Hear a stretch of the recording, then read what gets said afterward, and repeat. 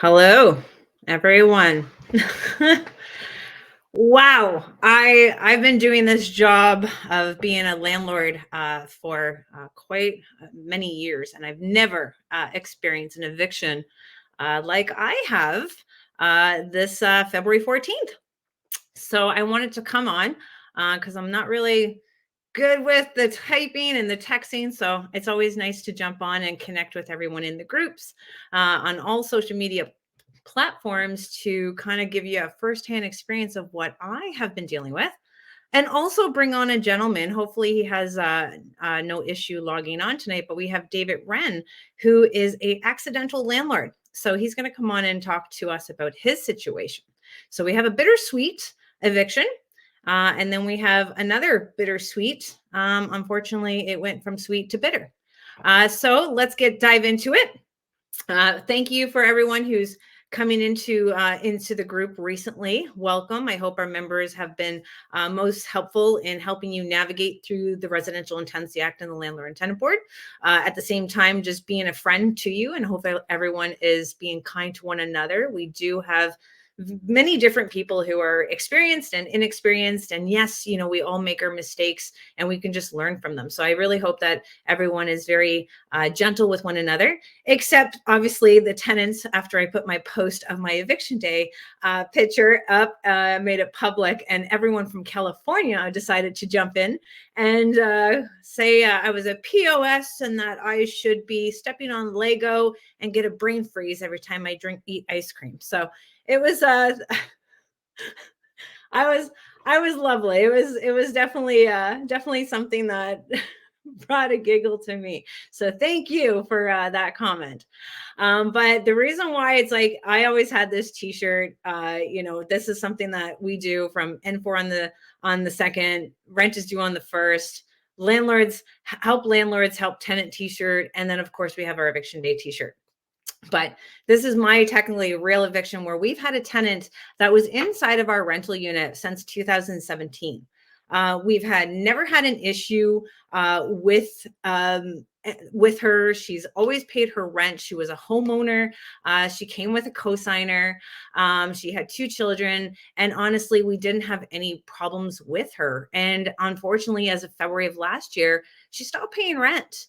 We said like, hey, just let us know if you can make some payment arrangements. Like, we're here to work with you. And it was really, dead ears. Nothing was happening. No one was communicating back with us. So I know the process. I know how long it's going to take, and in which we started that process. We've had our hearing. The tenant didn't show up for the hearing. We did have the sheriff call us and tell us, hey, the eviction is going to happen on the 14th. But our tenants know that it's the 14th. They just don't know what time. So this tenant had already moved out most of her belongings that morning before the sheriff came. I talked to her cosigner the night before and just said, yes, we have 72 hours to allow you back into the unit. I'm sorry that it had to go this way. But the sheriff is coming tomorrow and the eviction is happening. So that day, after they went away with their first load, I got a call just after the sheriff had came and posted a notice on the door telling us that they are coming back, to get their belongings, and wanted to know what days work for us. And I'm like, you know what, we can do tomorrow at 4 o'clock if that works for you.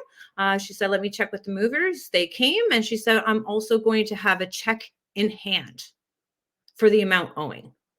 I know. I was like, I'll believe it when I see it. I ain't counting my chickens before they hatch. This is never something where I was able to witness by helping landlords where they got an eviction and then got the full payment of what was owed, not only for the rent, but the cost for the sheriff and for the cost for the last water bill in a certified bank draft check from the cosigner. So my experience, with always having a cosigner to always either A, they're going to help you pay what is owed, or B, they're going to encourage that tenant that they co-signed for to leave the property. I think co-signers are the best. You can also put co-signers with front lobby to hold them accountable as well by making sure that you're reporting the rent and utilities to front lobby, and they can benefit from it as well. But I am like in absolute awe that there's an eviction that happened and that they paid in full, and that the co-sender had apologized for the one truck of belongings that they just didn't take with them in the garbage. And I can't thank them enough for being that responsible tenant that understands that they were using that facility for that length of time and still understands that that debt is still owed at the same time. We did not have to threaten. We didn't have to threaten any collections. We didn't have to threaten their credit. They literally came check in hand. And I want to thank those tenants from the bottom of my heart from doing the right thing and just understanding that even the way that it did go down, this is still, I would consider a quality cosigner. So I want to put that out there to always give you guys the possibility of asking for that cosigner when we do have tenants. We do understand things happen, and people do come into hard times, but at the same time, we are running a business. It's not a charity. A lot of these stuff are that our tenants are in these groups chats, and they're on TikTok calling landlords parasites. Good. I hope they run small landlords out of the housing industry. It's like, well, who do you want to provide housing? I don't think our government is doing it fast enough. I don't think our government has the funds to keep building, managing, maintaining, and subsidizing government housing. We have ourselves in a predicament where we do need the private sector in order to create housing, to maintain it. It's up to our government to put proper programs in place to help subsidize the tenants who are struggling. And it's not landlords are picking these numbers out of their head and be like, this is how much I want for rent. No, everything has risen for landlords. And this is why you're seeing the cost of inflation come to the landlords. And they're obviously passing the cost now to the tenants. Now, why are tenants being such a protected class of citizens when there's now surveys that have been put out recently talking about, is it cheaper to own or is it cheaper to rent? And out of 26 cities, all of them except one has stated that it's cheaper to rent.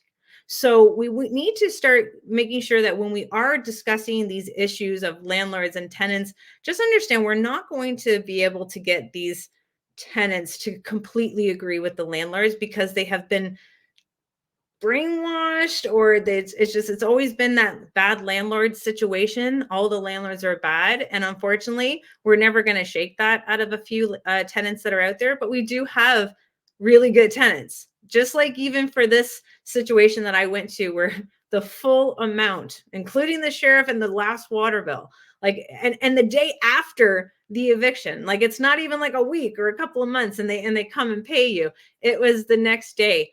And these are like the good feel stories that I think I have to be the only case in Ontario that this has ever happened. If I'm wrong, please, I want to hear your story. So put it in the comments as well. But we do have a lot of work still ahead to do, because you see what's happening with municipal policies talking about rent evictions.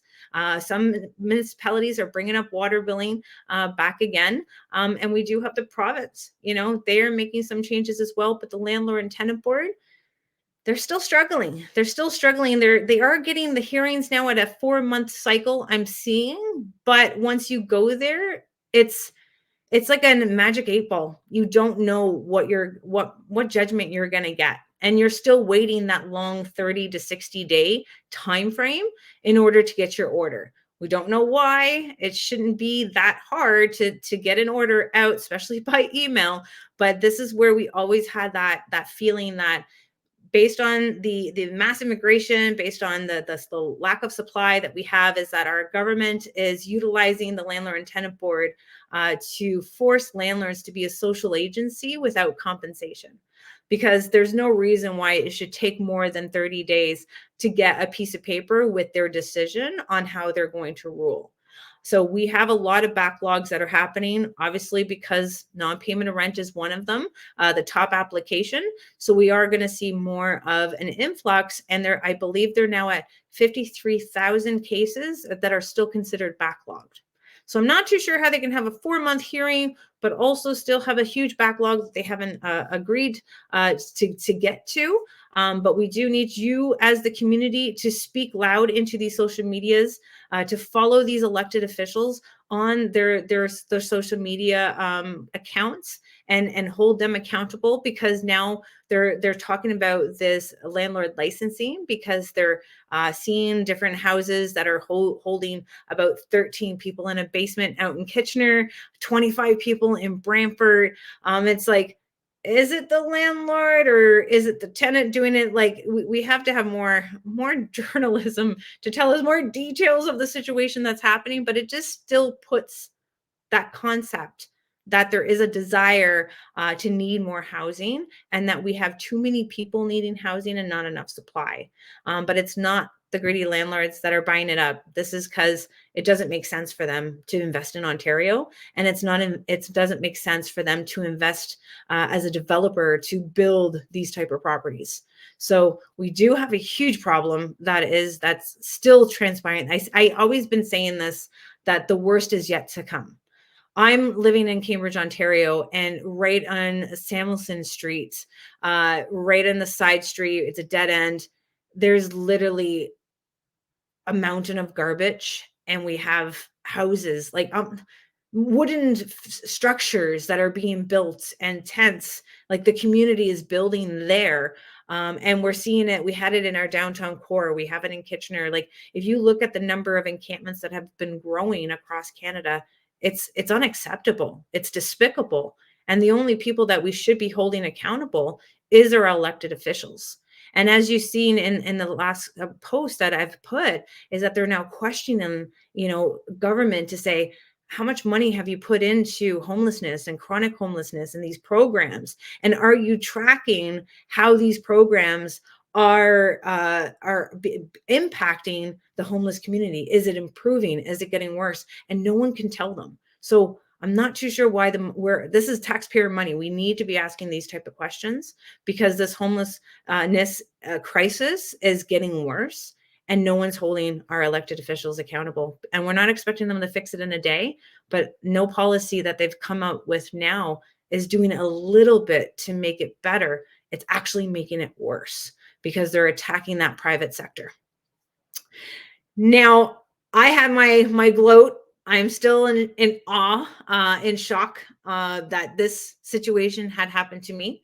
And I feel blessed and grateful at the same time, because we do have, to a water line and sewage line to a fiveplex at this property. So definitely that money is going back into the property.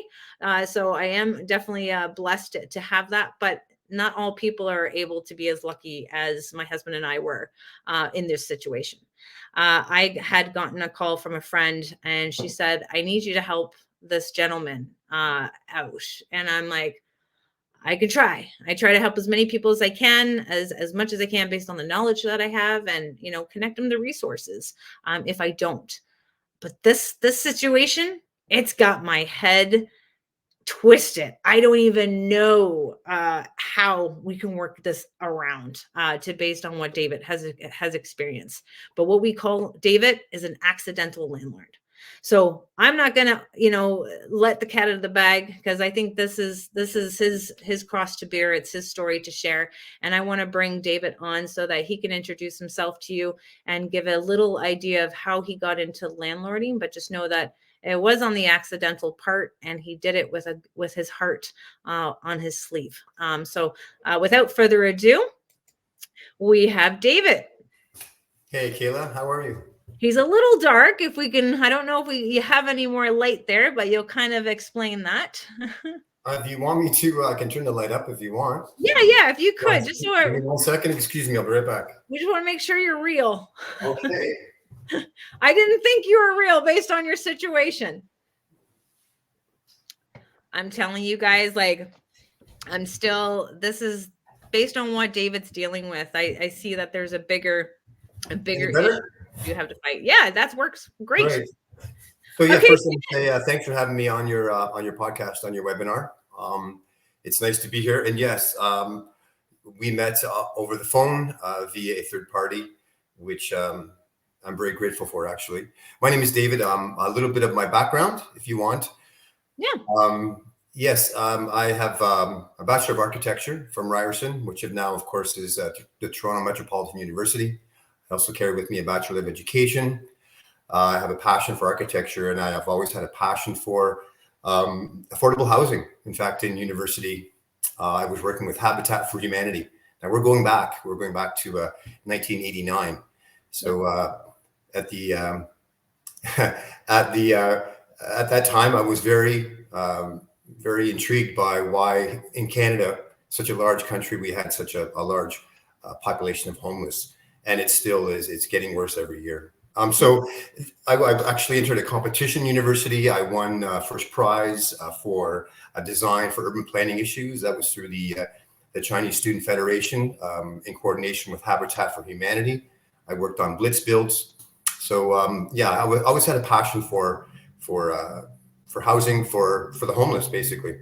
Mm-hmm. Now that's just the backstory and gives you kind of the mindset where I've been in my practice with architecture, as well as I'm a registered interior designer, and I've worked as a construction manager most recently, as you know, mm-hmm. Working in Nassau, Bahamas, where everybody says, "Oh, must be great. You must be in a hammock and sipping rum all day." That's not the case. You really do work very hard, and down there, you're working for companies that require you to have a work permit. So right at COVID, I lost my job actually here in Canada. Through LinkedIn, someone reached out to me, a colleague, and said, "We have a position available in Nassau," and I qualified. They flew me down. The permit was in place, which included a 3-month apartment that they would take care of. I would take over the lease, which was no problem, and worked there for a company, a reputable company. Quite happy until the work contract expired after 2 years. While I was down there, Kayla, mm-hmm. trusted colleague, and now this is going back, 2019. I'm fast forwarding quite a bit through my full career, but most recently, while I was working for this company, a professional colleague I trusted, who came to me and said, "David, there's a local businessman who has an offer for you. I know that you're still on your permit, but when your permit does expire, consider this prior to reapplying for this particular for a renewal on your existing permit." And I said, I'll keep it in mind. So I decided to move back to Canada. The permit expired, and I was doing fine, living very locally in a nice 2-story, 5-bedroom, 1.5 bathroom home, where my children lived as well with me. My ex and I, we shared custody. And I received a phone call, and it was the businessman that had said, after our meeting in Nassau, would you like to take me up on my offer? And I said, well, let me do some research. I'll do a little bit of background check. He presented what he promised to be a work permit. He was in good communication with immigration. He had also promised a place to stay, a nice condominium, and he promised traveling as far as a vehicle. So like I said, I did the background check. He had said that the permit would be at the Linden Pindling Airport, which is the main airport, of course, in Nassau. Mm-hmm. And upon arrival, he was a no-show. And that's where the trouble started. Fortunately, I have a great reputation on the island. I have a lot of good friends. I reached out. I managed to find shelter in Nassau. And I spent the better part of almost towards 8 weeks chasing this individual down. He would meet and promise me, it's just going to be another week. Sit tight.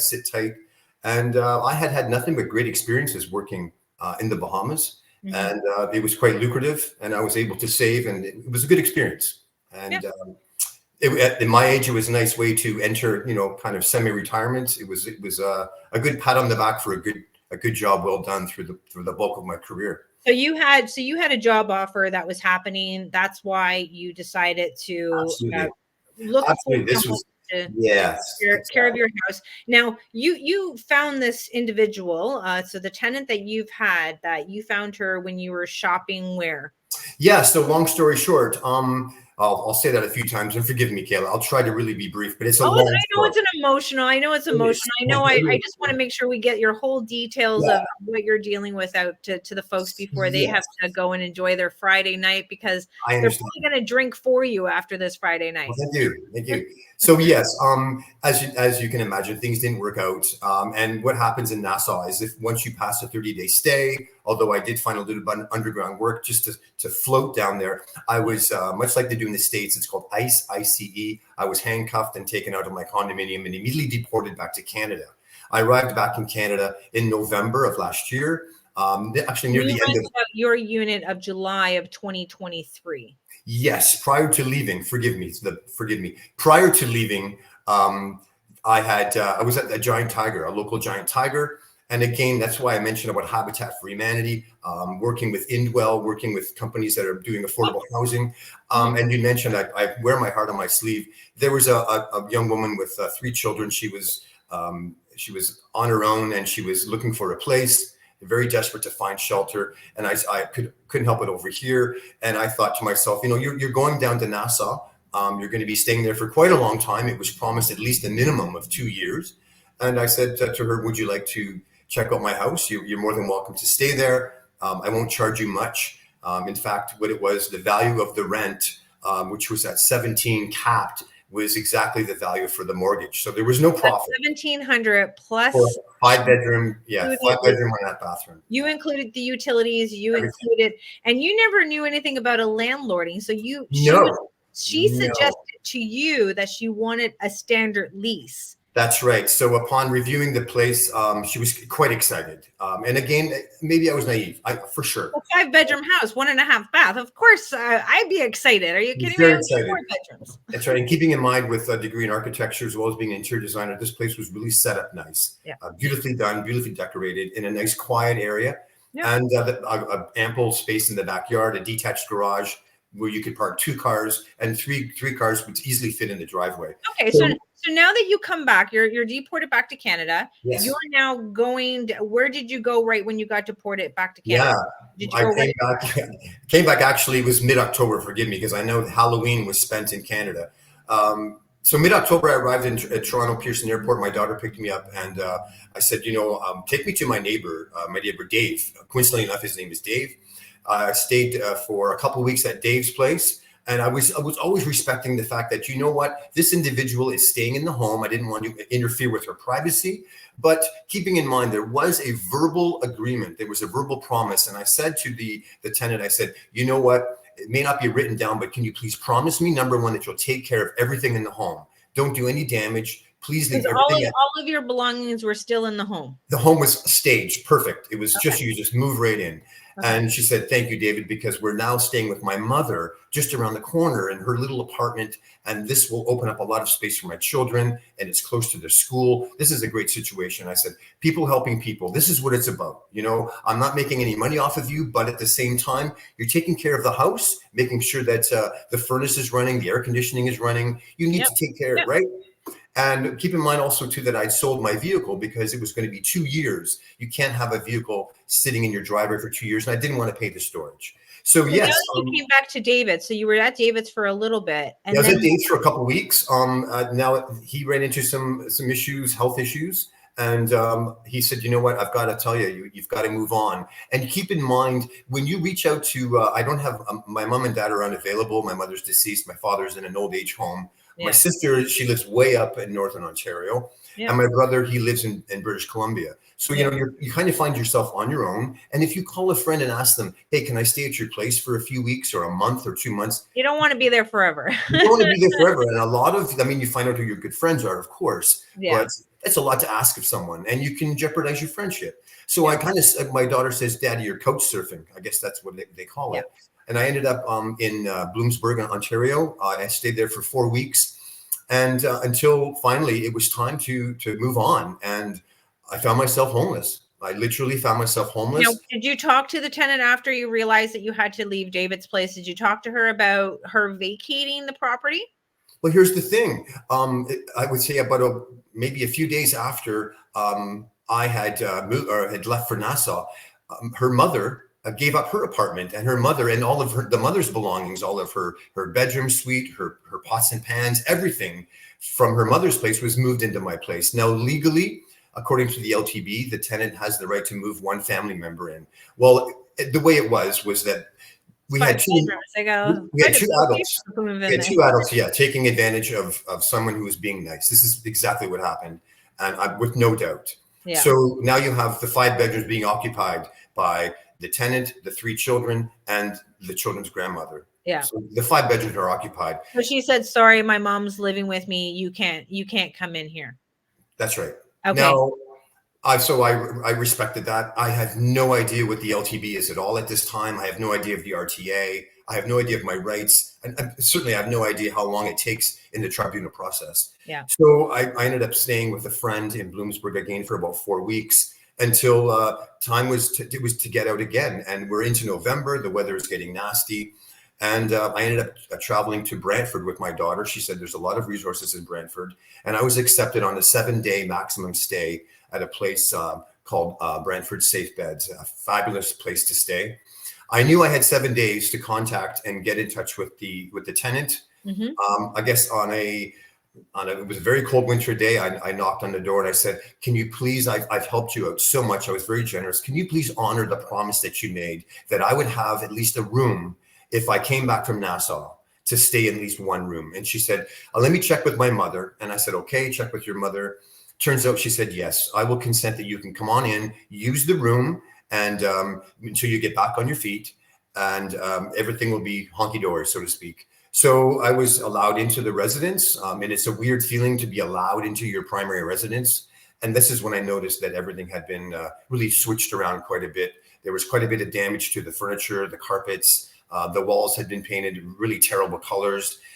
There was an aroma of obviously cannabis throughout the entire house, a very thick smell. The children were being exposed to a lot of the fumes. I opened up the garage to get my daughter's winter tires, and all of my belongings were just thrown and strewn all over the garage. A lot of damage to my personal belongings. I believe they call it mischief. So that was disheartening. But again, Kayla, I can't stress enough. I was in the position. When they let you in, you were in there for how long? I was in there. We were approaching 3 weeks. I know that it was 2.5 weeks. And I was just being very, very quiet, looking for something local, looking for some work locally. And I had even suggested to the tenant, you know what? My biggest concern is that this house is going to go into arrears. The payments will go into arrears, because this is what happened in Nassau. Once I was there, within a week, the tenant had broken all communication. She blocked my number. I was blocked on Messenger. I was completely alienated. So I had no way of communicating. And she ended up being 3 months in arrears on her rent. While I was down. We were on the phone. You talked about when you were away, right. There was arrears, and that there was a lot of arrears. So between the tenant not paying, there was a foreclosure, but between your income and then her getting government assistance, you were able to stop the foreclosure. But now you're back in Canada. You're living in the property now for about 2.5 weeks. That's correct. Until I guess the tenant had enough and figured, you know what, I'll make a footnote. The very first night I arrived, all of them laughed at me and said, David, make yourself at home. And they had a good chuckle over that. And I was cleaning up everything the best I could. And the mother looked at me and she said, you're hired. That's our cleaner. I mean, they thought that it was quite funny. I guess at the end of the day, within 2.5 weeks, almost 3 weeks, the tenant finally said, you got to go. And I had messaged back, and we had always said we should sit down and talk about this. I guess the water came to a boil and she said, you got to go. She called the police. And prior to the police arriving, forgive me, she didn't call the police. After I messaged her back saying, we need to sit down and talk, it's not that easy, she ran up the stairs and kicked in the bedroom door. She began to choke me. She pushed me down onto the bed. She smashed my glasses. These are just readers. She smashed my prescription glasses as well as my laptop. It was quite traumatic, quite an experience. I had been in communication during the 2.5 weeks with the Ontario Provincial Police, letting them know the whole situation. And they said, that's a very good idea. We're glad that you called us. We're really happy that we're abreast of the situation. Any officer going to the residence will know the situation. Well, that evening, that turned out not to be the case. The police officers, in their opinion, they said, no, David, we're going to remove you from this house and we're going to take you back to the facility in Brantford. And that's because she was able to show them a lease showing that she has a valid lease from July of 2023 to July of 2024. That's correct. Now, with the little bit of education that I gained over the course of the, from mid-October up until about 2 weeks ago, it was my understanding the LTB had said, David, the fact that you are in the residence now, and that fact that you are sharing a washroom and you are sharing a kitchen with the tenant, this is where it got gray. neither of you now are protected under the RTA. And in fact, the LTB said several times over the phone, David, you are now in what they call a boarding agreement, so that the lease is not protected under the RTA. Now I'm going to pause you there. I know we have quite a few watchers on tonight. So if our paralegals, I know you can't give legal advice, but if you can kind of, give some direction, any case law of some sort, just because we are looking at a yearly lease, for David to try to give an N12 application, 60 days notice. Obviously we can't do that until the end of this yearly lease is done. So it's more the concept that he's now living there for 2.5 weeks that she allowed. Now, does she go ahead and relinquish herself from that yearly lease?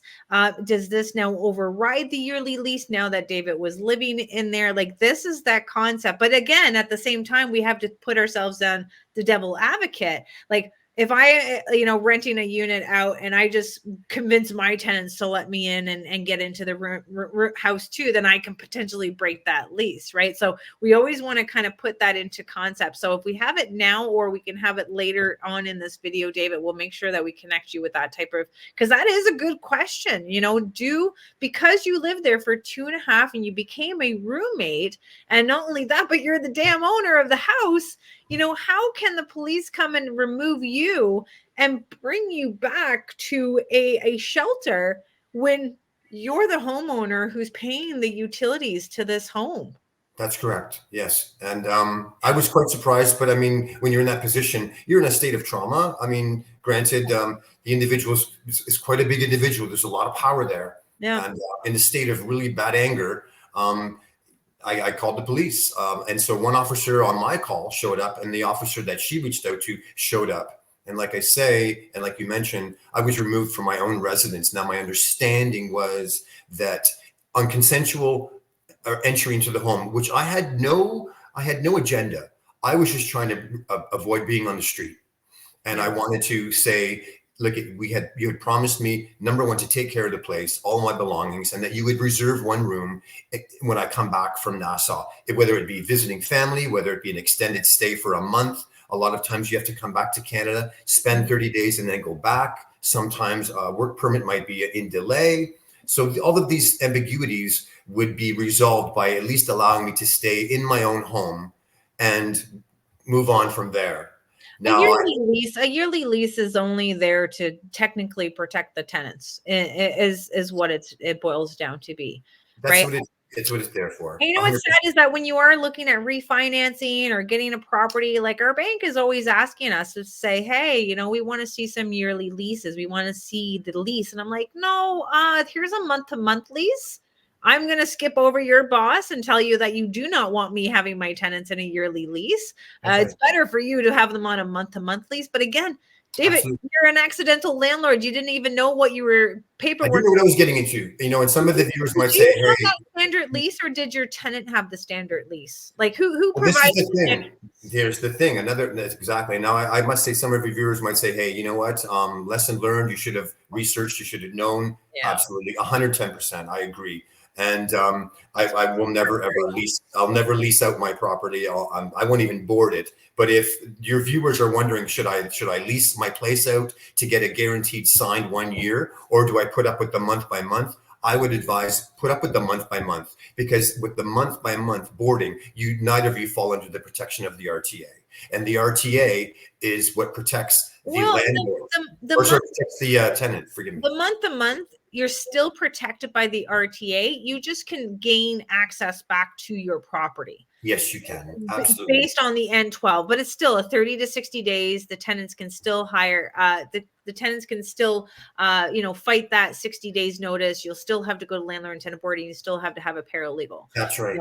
And let's discuss another thing. I mean, when someone is so generous, and it puts the tenant in a position where they can actually save their income, and they're actually saving, their children are being housed, they're in a good location.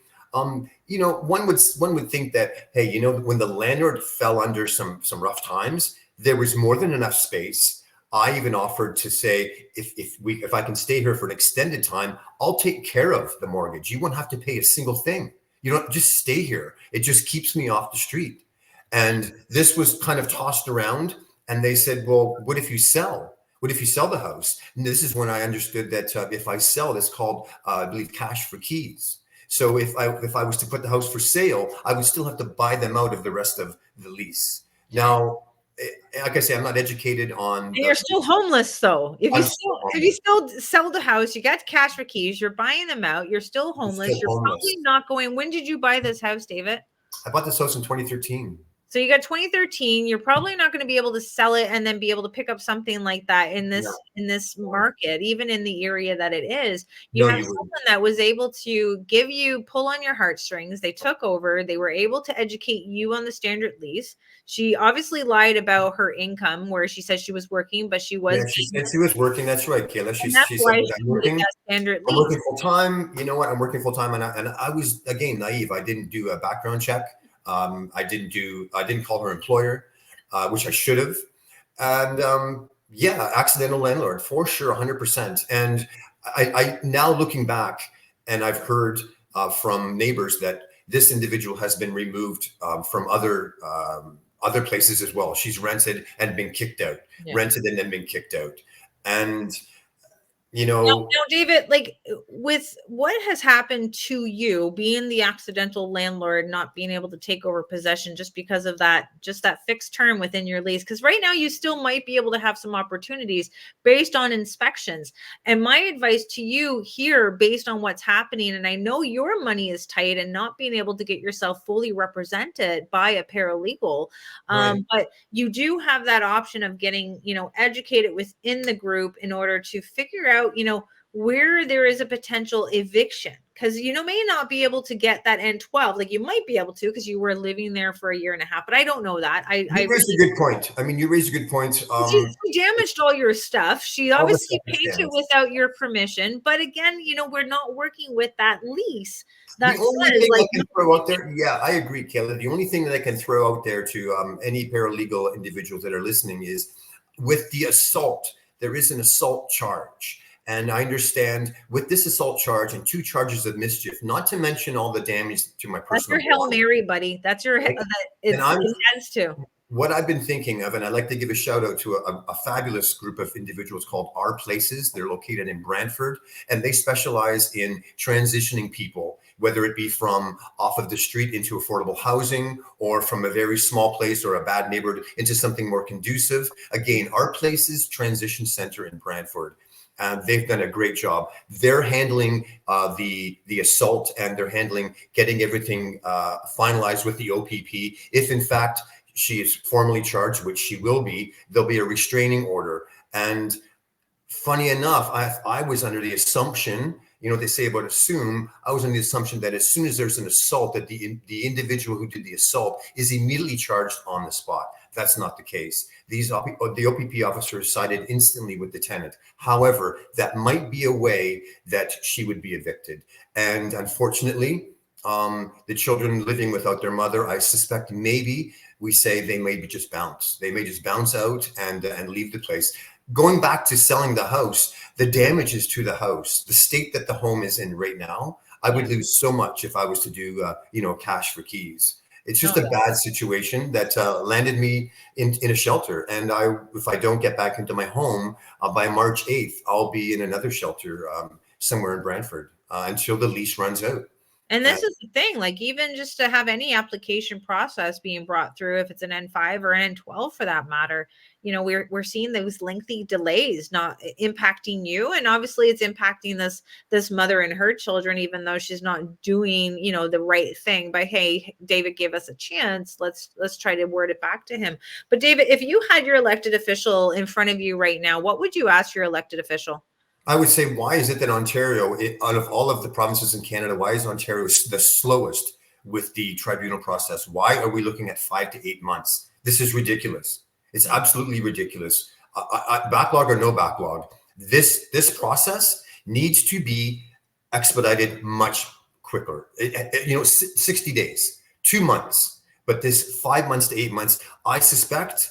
I'm not a professional in the housing industry whatsoever, except of course, designing a building. But I really do get the feeling that a lot of tenants are relying on this delay, and it's common knowledge. what the heck? You actually had a lease. You had a signed lease. It's really difficult to get them out of there. That's kind of the buzz conversation. Once they're in, they're really hard to get out. And Well, David, we've seen that with them, with the comments all over the place about my eviction day shirt. I even got a private message. You're a horrible human being. I'm like, we're not slumlords. You're looking at an individual who saw a woman in need with 3 children, and by no means was I making any type of profit. And, yeah, and I know that in designing and in architecture, a house shouldn't sit a long time without a user. It needs the windows open, needs fresh air. You need oh the yeah. AC systems to work. You need your heating to go on and off regularly. We have Some no may heat. say, well, David, you could have got the automated systems. Sure, I could have. But at the end of the day, if more people were generous enough to open up their doors, and if my elected official, if I could say, why are we so short for affordable housing? I mean, I built 3 buildings for Indwell, another company who does affordable housing. I built Dogwood Suites in Simcoe, and I saw people transition from the street into the units that we were designing and building. It was a really good thing that we were doing, and I extended that personally to an individual who needed to get off the street. And now I'm facing the same dilemma. I can't get back into my primary residence. And because the tribunal process takes so long. It's the process of the board, but it's also policies. When we have a fixed lease that seems like it cannot be broken, no matter what circumstances have changed for you, what hardships that you've been put through. When you go ahead and you want to sell the property, you want to move into the property, you now can potentially go to the landlord and tenant board and ask for an expedited hearing. But again, you've got to have jurisdiction to be able to serve that N12 application. But if it shows that you can't serve it because that year is not up, how are you supposed to ask for an expedited hearing in this matter? This is why the whole policies and the landlord and tenant board and the Residential Tenancy Act, everything needs to be overhauled. And some people have been asking me, Kayla, let's do a protest. Hey, let's do the court. We've seen our landlords in court. They lost.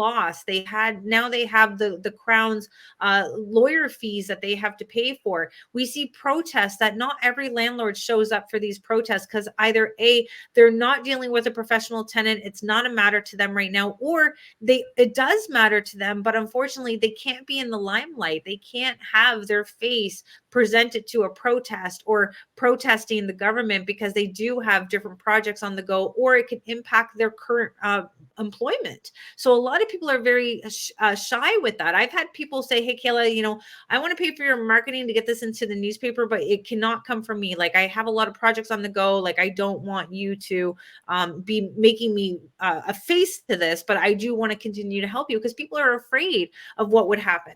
Just like I took part in a letter about fire safety in the Cambridge Times, and it got posted at 1:00 in the afternoon. And at 5:00 in the evening, we got the fire department telling me to give them a call, but they didn't say that they were the fire department when they told me to call them back. And then I called them back and they're like, we're calling for your routine inspection on your 5-plex. I'm like, my 5-plex, individually metered, no shared hallways, no shared laundry room. Like, I've owned this property for 14 years, but that's because you're coming out and you're trying to be vocal about what this industry is all about. We've always talked about, how landlords are the backbone of our industry. We do, we're providing housing, we're maintaining it, but we're also getting companies and tradesmen to come and work on our properties. We're providing employment. So when you see different comments about, oh, landlords, get a job, what are you doing to this economy? You're not doing nothing for this economy. Like, we do provide quite a bit.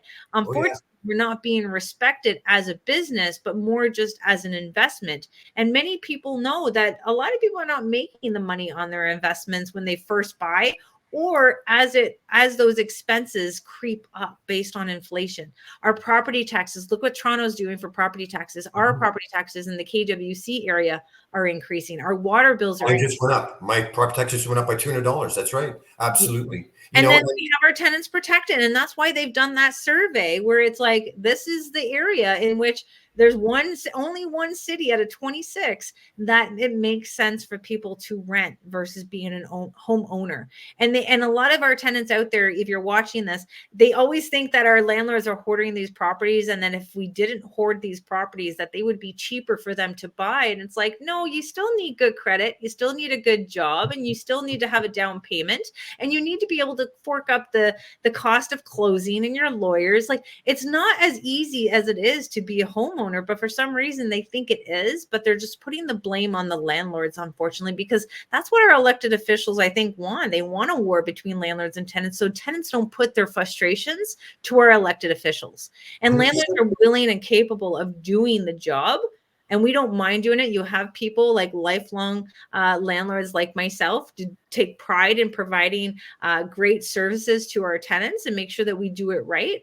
But then we have people like yourself, David, who is accidental, or good ones that just get stuck between these professional tenants. If I can add right there, Kayla, I know a little bit about some of the jargon, or the verbiage, if you will, the nomenclature of some law, and the word reasonable is a big word. Is it reasonable to see the situation and say, David was not, this was a reasonable amount of money to represent almost charity. Nobody's making a profit. There was no profit whatsoever. Was it reasonable? $1,700, buddy. I seen your lease. Okay. Another one. Is it reasonable? Is this reasonable that an individual who's in a shelter, who for the first time, just in February, is collecting from Ontario Works, and that amount of money is just enough to pay my mortgage? I'm in a shelter, and because the tenant is not paying, I am in a shelter using my Ontario Works funds to pay for my mortgage so that she can remain there you and is protected. Taxpayers' money because of your There tenant. you go. That's right. Yeah, I know.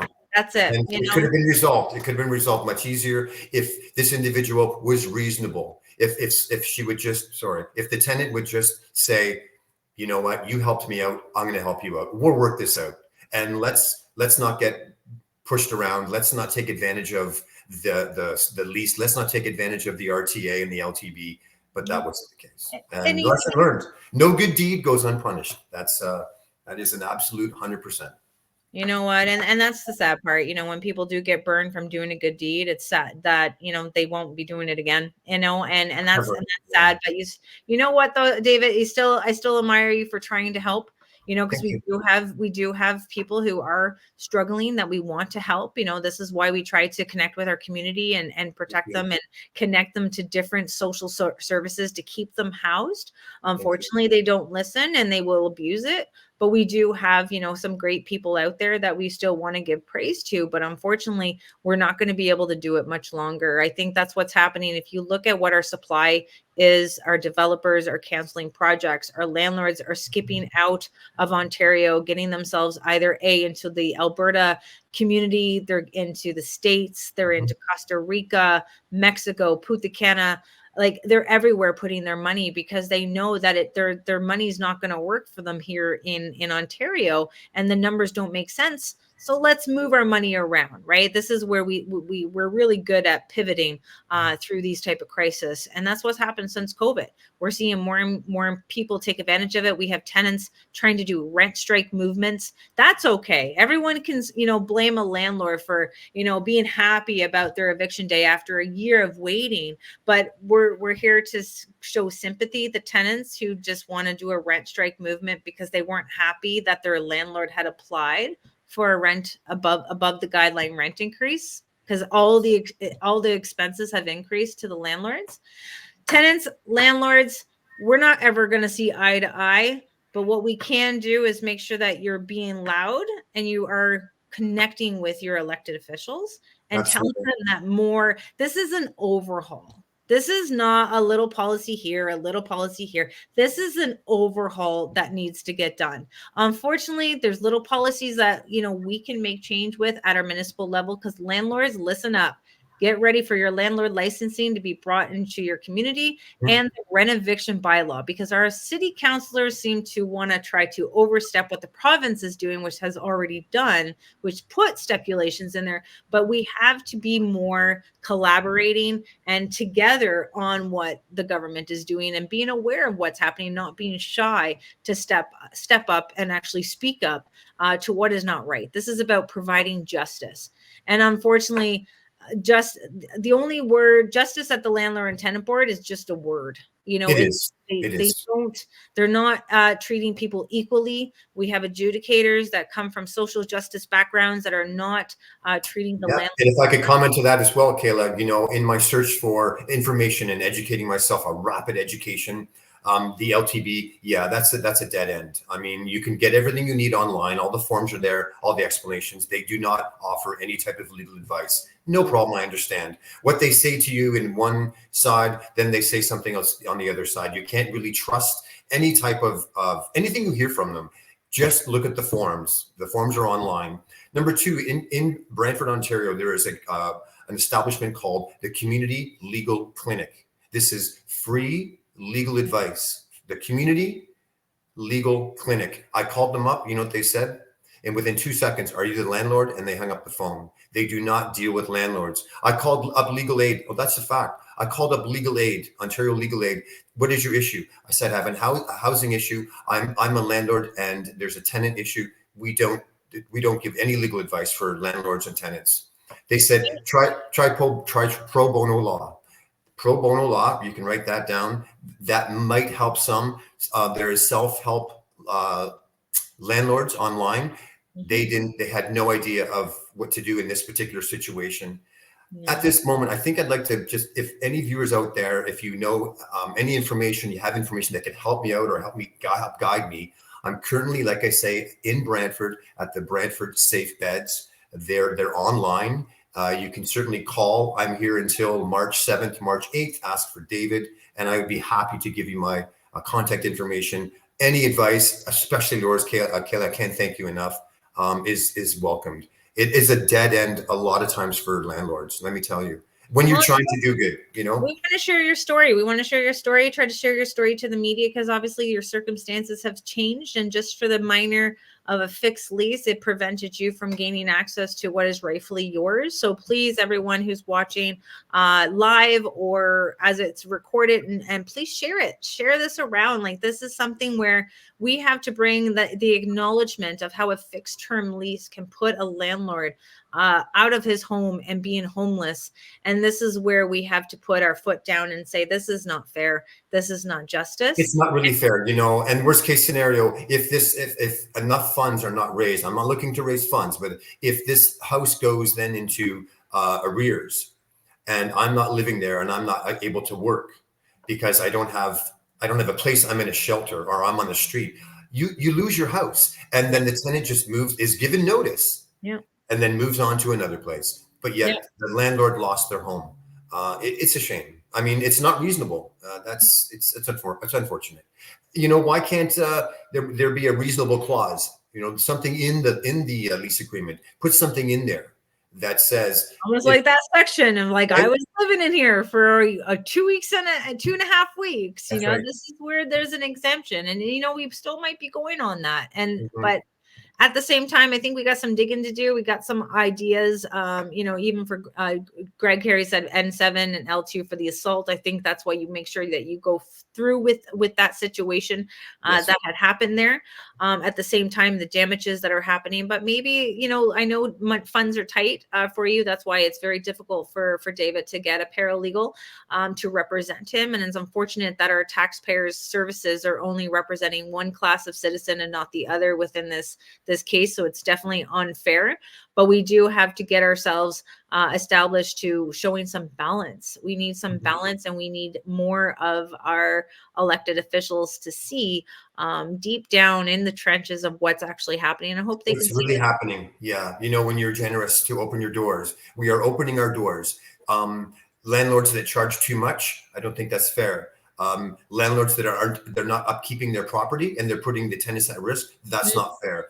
Having a fabulous tenant, a longevity of a tenant, you take care of a good tenant. Even right? though, David, like you had that assault, you're still looking at that 4-month cycle, and you're supposed to now be out of that shelter on March 8th. You know, Yes. this is where the justice system is completely broken. And Mhm. I'm this is why I do what I do. I try to answer as many people as I can, and I apologize if anyone messages me on Facebook, and they like, it's usually email and text messages or phone calls as much as I can. And again, trying to do the back work of connecting with elected officials, writing policies that we need to see changed in order to start that process of rewriting the RTA and fixing the landlord and tenant board.